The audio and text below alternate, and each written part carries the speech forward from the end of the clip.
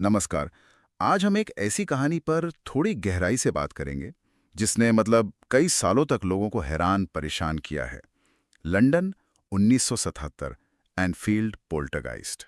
हाँ, ये काफी मशहूर किस्सा है।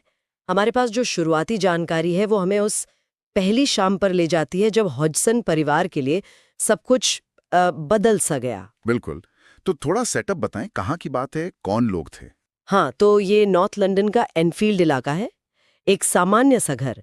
अगस्त 1977 की बात है ये। ओके। और घर में थी पेगी हॉजसन, एक सिंगल माँ और उनके 4 बच्चे। उस शाम तक सब कुछ नॉर्मल था, बिल्कुल आम। हाँ, और फिर जैसा कि होता है ऐसी कहानियों में, अचानक कुछ अजीब हुआ। पेगी के छोटे बेटे पीट ने अपनी माँ से कहा कि उसका बिस्तर हिल रहा है। हाँ, अपने आप हिल रहा है। अब सोचिए, कोई माँ सुनेगी तो क्या सोचेगी? वही कि बच्चे या तो डरा रहे हैं या शायद कोई शरारत कर रहे हैं, है ना? बिल्कुल। पेगी ने भी शुरू में शायद यही सोचा, कौन ऐसी बातों पे एकदम से यकीन कर लेता है। लगा होगा कि बच्चों का खेल है या वहम है शायद। सही कहा। लेकिन ये मामला सिर्फ बिस्तर हिलने तक ही नहीं रुका, है ना? नहीं, बिल्कुल नहीं। जैसे जैसे शाम ढली, रात हुई, घर का माहौल बदलने लगा। एक अजीब सी बेचैनी फैल गई। बेचैनी किस तरह की? एक तो कहते हैं कि कमरे अचानक ठंडे महसूस होने लगे, बिना किसी वजह के। हाँ। और फिर वो आवाजें शुरू हुई। आवाजें? कैसी आवाजें? दीवारों से ठक ठक की आवाजें, लगातार। ठक ठक, जैसे पुराने घरों में होती है ना कभी कभी पाइप्स की या... नहीं, ये वैसी नहीं थी। ये थोड़ी अलग थी। इनका कोई पैटर्न नहीं था और ऐसा लगता था जैसे कोई जानबूझकर पीट रहा हो, पर कोई था नहीं। ओह, तो ये सिर्फ अजीब नहीं बल्कि डरावना होने लगा था परिवार के लिए। हाँ, बिल्कुल। ये सिर्फ घर की सामान्य आवाजें नहीं लग रही थीं, ये कुछ और था। और जैसा कि हमने पढ़ा है, बात यही खत्म नहीं हुई। इसके बाद चीजें और भी अजीब होती गई। हाँ, इसके बाद घर का सामान फर्नीचर वो हिलने लगा। एक भारी सी दराज थी, चेस्ट ऑफ ड्रॉर्स जिसे कहते हैं। हाँ। वो अपने आप खिसक गई कुछ इंच। अब सोचिए, इतना भारी फर्नीचर अपने आप हिले तो किसी की भी हालत खराब हो जाए। बाप रे, ये तो वाकई। और क्या हुआ?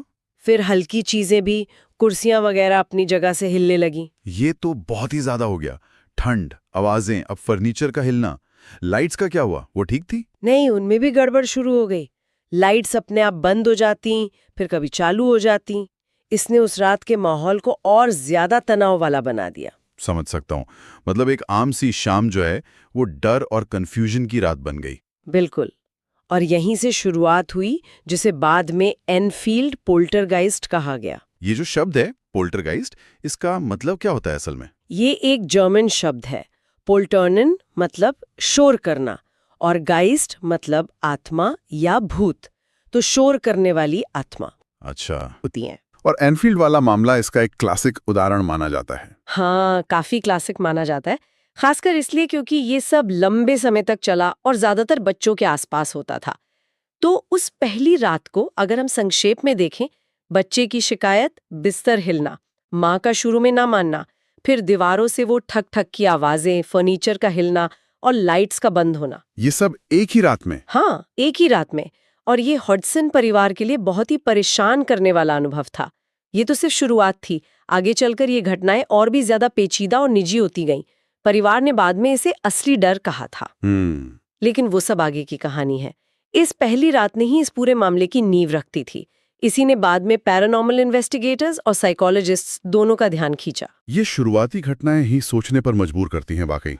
जब आपकी अपनी जाने पहचानी दुनिया में, आपके घर में ऐसी चीजें होने लगें जिनका कोई लॉजिकल एक्सप्लेनेशन ना मिले, तो असलियत क्या है, इस पर सवाल उठना तो लाजमी है। सही कहा। एक सवाल जो मन में आता है, और शायद सुनने वाले भी सोचें, अगर किसी के साथ ऐसा हो तो पहली प्रतिक्रिया क्या होगी? डर या अविश्वास या कुछ और? सोचने वाली बात है।